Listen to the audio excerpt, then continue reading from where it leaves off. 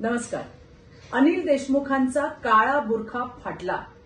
सचिन वाझेने अनिल देशमुखांवर केलेले आरोप अत्यंत गंभीर असून देशमुखांचा काळा बुरखा टराटरा फाटलाय.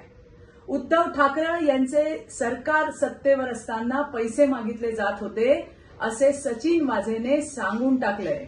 याचे पुरावे गृह खात्याकडे त्याने दिल्याचं तथा तशा आशयाचं पत्र सुद्धा त्यांनी राज्याचे गृहमंत्री सन्माननीय देवेंद्रजी फडणवीस यांना दिल्याचं सुद्धा सांगितलंय.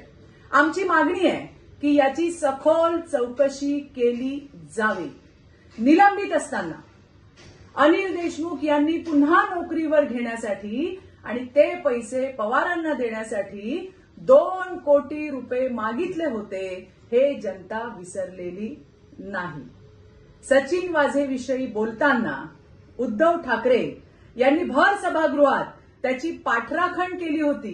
सचिन वाझे म्हणजे लादेन आहे का असं बेजबाबदार वक्तव्य उद्धव ठाकरे यांनी केलं होतं.